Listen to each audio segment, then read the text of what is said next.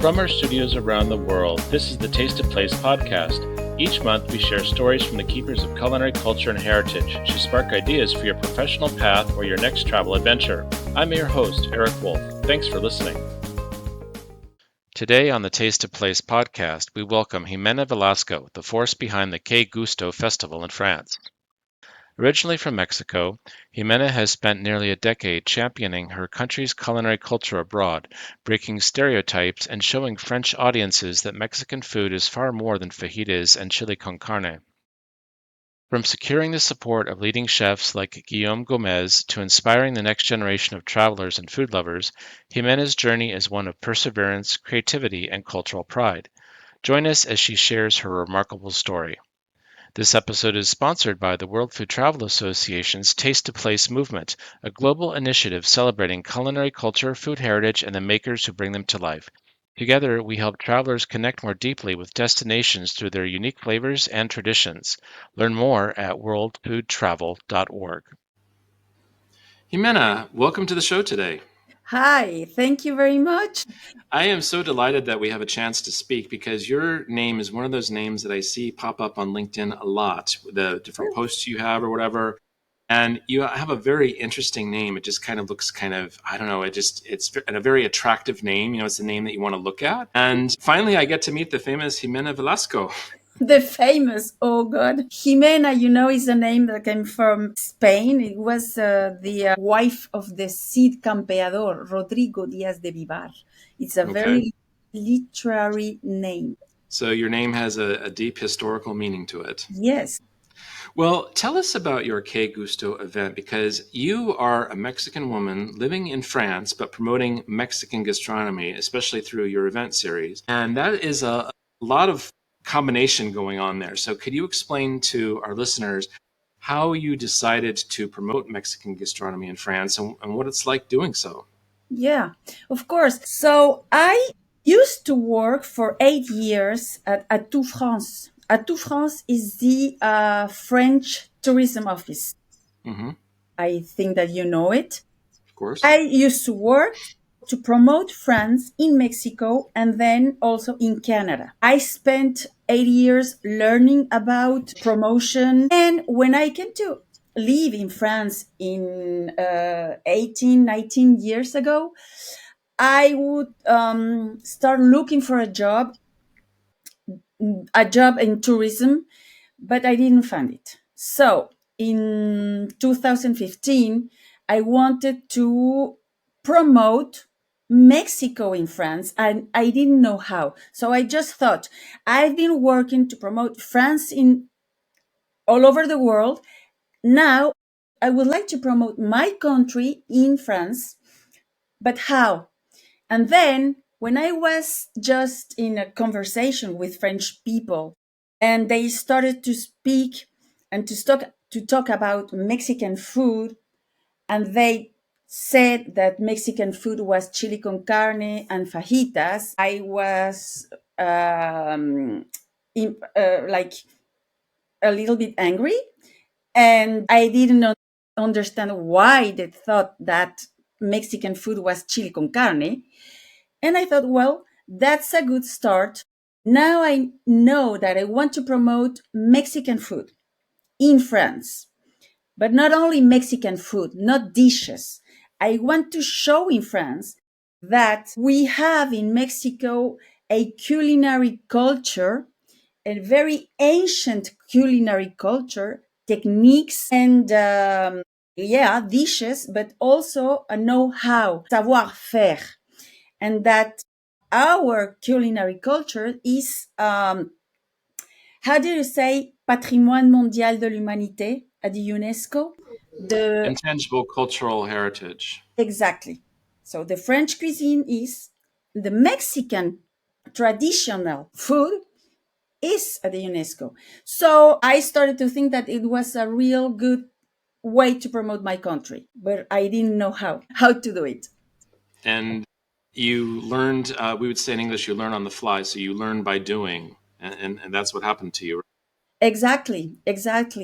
I was alone. So the first thing that I made was knock the door of the Mexican tourism office in Paris. It was like a Atout France, but in Mexican. Their job was to promote Mexico in France.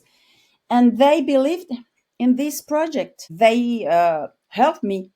The three first festivals, they helped me.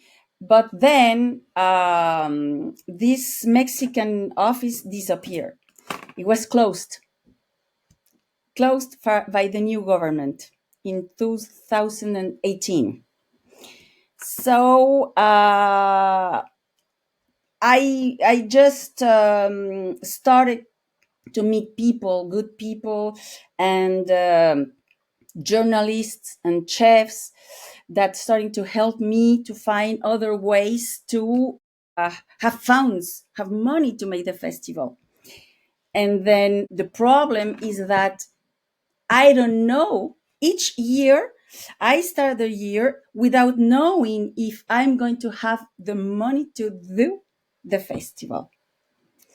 But the festival is growing, started growing. Many people in France is interested in Mexican food. The young generations are more open than the old school French. That's a very, very positive thing for me. But in 10 years, I still don't know if the next year I'm going to be able to have the festival, to do the festival. It's frustrating not knowing where the money is coming from. I have shared that in the entire history of our association. You're always doing one project and then wondering if you're going to ever have money to do another project after that. It's I get it. What have you learned from that process of trying to find funding every year? Is there a process that you've learned or a method that works for you? Well, I understand better the way it's different when you address a project to private a company, okay, and then when you address to the government, the Mexican government. So I have different ways, different approach, you know. So with the Mexican government, I know that each state has its tourism office, tourism board, and I know how to present the project. And then with the companies like tequila companies or tortilla companies or food uh, companies, yeah. So I know what to tell them and how present things. But I think that the main thing is not to be ashamed of knocking doors, not to be ashamed of not knowing how to do things, and be constant and just be positive. In 10 years, the most important tool is to be just myself and say, I don't know how to do this. Please help me to find the way to do it. So, little by little, I meet people that give me, I don't know, advice and help. And I don't know, it's been like this for 10 years. And really trusting your own instincts, because I think you start a process, you learn by trial and error, you see what works, and then you trust your instincts and you think, well, okay, if I go after these people, and then you develop the speech in your head. And so yeah. And I learned also that sometimes when I don't trust my instinct, things can really go wrong. And I said, why? I had the feeling that it wasn't working, and I continued, and that now I could just follow my feelings, my instincts. No, I think that now I'm able to be more confident about my instinct by learning from the past And you get mistakes. that with practice and just growing older, more mature, right? More experience in business. And I think some people are not always born with good instincts, but you've been very fortunate. And I'm excited that your event is growing every year. Do you happen to know how many people attend each year? It's difficult because this festival is not like the other ones. This festival has place in many places at the same time. So I make one event at a restaurant, but the next day I'm gonna make like a tasting, a tequila tasting in another place. Sometimes we have 70 people in a restaurant, but the next day we have 15 people in a tasting session, but the next time we have 500 people in a party, a Mexican party, So I don't know. I don't really know. But the thing that I know is not a festival of a traditional festival with thousands of people. It's very targeted festival for sometimes we have children because we make like a cultural event with for children where we are going to talk about chocolate and the history about of cacao, and we speak about the cacao, la route du cacao, how to say that in English, la The, ruta the del chocolate cacao. route. Yeah, exactly. Or the vanilla fields in Veracruz, and we make like a cultural event for the children with a tasting, etc. So sometimes our events are small for many few people, and it's like a very targeted festival. I don't know if you can understand this concept. So we are Yeah, there not, are many other countries that do similar things where they have multiple events going on, and sometimes they last a month, right? But every night there's something happening somewhere else. yeah, And has the Mexican tourism office ever reopened? no. So So really, you're doing the job of what the tourism office should be doing. sometimes I think that the Mexican embassy has people to do the job, but it's not the same because they have to do other things. Yeah, they have one person to promote Mexico as a touristic destination, but this one person has to make other things, promote commercial Mexican, I don't know, products, and the press, or I don't know, is like many multitask people, and they are not prepared to do that. They are not, well, here in France, the Mexican Tourist Office, CPTM, was a very successful office. They were doing a great job. When they stopped, all the work went to one person in the Mexican embassy, and this person didn't know how to do that job because it wasn't his job. So he heritage all this work, and he started from the beginning. And So everything was not well. They had to start it from the beginning. So here in France, all the travel industry, the trade, they were like, what is happening, why Mexican stop doing events and stop doing marketing campaigns, because there have been some changes, and all the Mexican embassy had the control of it. So we don't have a Mexican tourism office anymore. All the work is made by the embassy.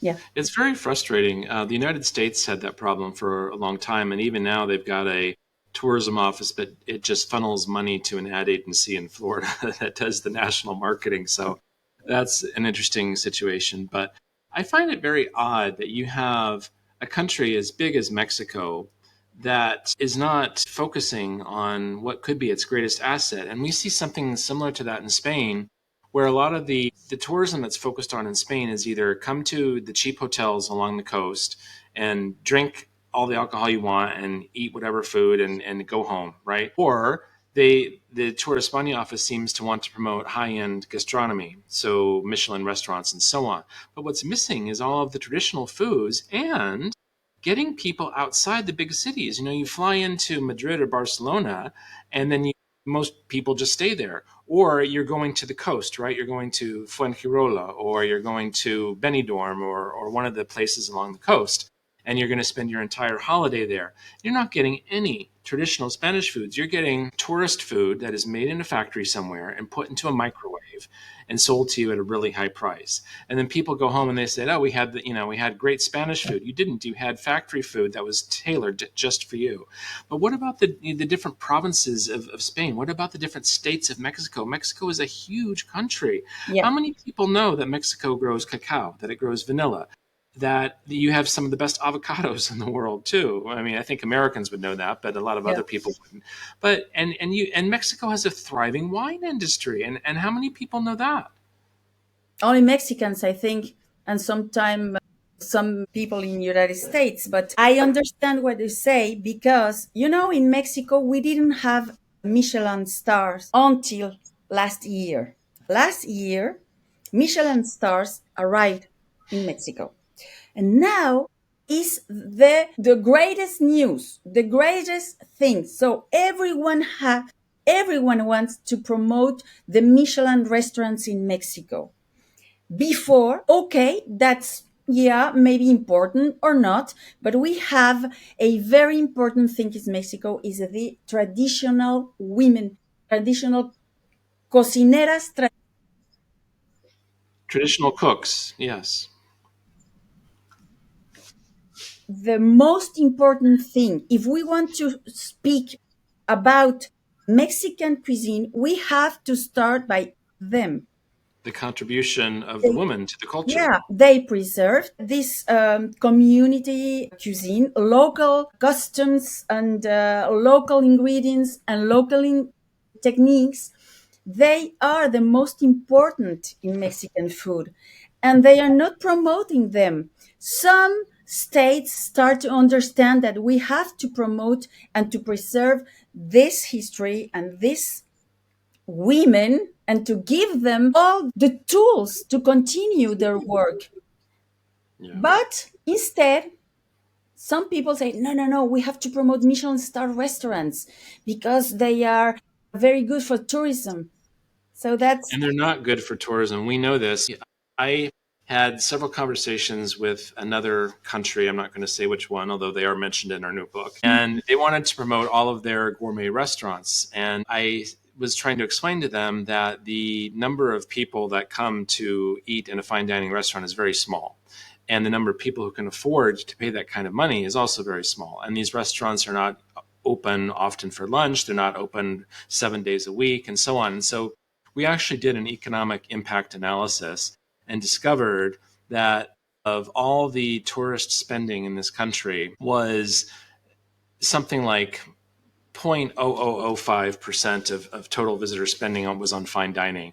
And so when you look at the economic impact, it was almost nothing. It was not hardly measurable. And that yet when you think about the other spending on food and beverage by tourists, it's huge. So there's a huge disconnect there. And I think what happens is, and I've seen this in a European country too, where the woman who was the head of the tourism office, she was very into gourmet everything, and she tried to promote that country's gourmet offerings. And she was forcing her own personal values on the country's destination marketing. And we saw this with the Latin American country as well, where you had people who had a personal preference that they liked to have gourmet experiences for themselves. And then, of course, well, the whole country should be that way, but it yeah, should not. no, no, And no. if you have people like one state in Mexico that's trying to recognize the contribution of women, but other states aren't, how does a someone who loves gastronomy, who loves food culture, right? And they're always looking for a new, different experience. How does that person learn about these places to go? And you can't, because even if they got in their mind that they should experience Mexican gastronomy, the real gastronomy, and you go to the booking websites, you do not get past the gateway city. So in your case, Mexico City, you see all the travel packages, the flights, the hotels. Mexico City, it stops. You see nothing past the gateway city. And Yes. this drives me crazy because that's the richest. I mean, talk about over Yeah. tourism, first of all, in all the big cities, Barcelona, Amsterdam, all the big gateway cities. But then the rest of the country is ignored, basically. Yeah. That's why I like to work with travel agencies here in France and Hmm. to invite them to participate in the festival. is not only the festival, the event is happening, is all the marketing work that I do before, during, and after the festival with the travel agencies, and to show them, tell them, you can promote many things in Mexico to your clients that love food, that love authentic experiences. So you can contribute to that. I'm going to show you what you can sell to your clients. So we are going to Hidalgo states where they eat insects, and we are going to Veracruz where they have a very beautiful vanilla fields, etc. And you can expand your offer to your clients interested in that. So that's why I call them to be part of the festival. So I organize events for their clients also, to create tourism product, to create culinary routes with them.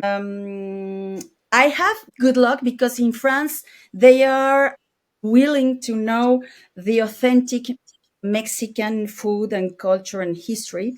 They are a very open travelers. They don't want to go to have a Michelin star dinner in Mexico. They are not interested in that. The French traveler in general, they want to go with the Mexican women that are going to tell them how to cook a traditional dish. They want authentic experiences. That's very nice to me because it's easier to uh, sell all these important things to me is that is important to be able to transmit the real Mexico, the authentic, and the not made for tourists Mexico. I think you've identified something that's really key here, and that is how you're promoting Mexico, the real Mexico, and the real places to go see and visit is through the travel agents. And this is actually brilliant because you are bypassing Booking.com, Travelocity, Expedia, all of those big aggregator websites that just want to sell you a package and be done with you, right? And you are elevating the value of the travel agent and their knowledge and their experience. And you are also then able to communicate directly with the consumer who wants that better quality experience. And that consumer is not going to be buying this package on booking.com or Airbnb, right? But if they know the travel agent, so by inviting your travel agents to your events where they can connect with the potential clients, that is a brilliant strategy. Thank you. But I started inviting chefs, French chefs, to Mexico every year. Each year I choose a French chef to go to Mexico with me to visit a state, a region. One year was Veracruz, the next year was Hidalgo, and like this. Every year is a different place. So I take with me a chef, and we post many content on the social media. So when we come back in France, this chef is like an ambassador. It's like a Mexican food ambassador for before, during the festival. So the French chef, communicate, promote Mexican culture, promote and speaks about his travel or her travel with me to Mexico. He talks about his experiences, the dishes that he has just discovered, the ingredients. And that's how I use the social media with the chefs just to communicate. And I found an example of this is Eric Guérin, the French Michelin star chef. We went to Mexico several times, and the experience with him is exactly what I wanted. He's sensitive. He started to experience the real Mexican food. He started to post all the pictures and videos on his social media, and all the people were like, oh my God, you are in Mexico. I want to go to Mexico. I want to do what you just did in Mexico. So I found that if I go with a not very known chef, just a respected chef, yeah, a personality that people respect. If I can make an influence, if I can promote this with them, with their help, it would be the best.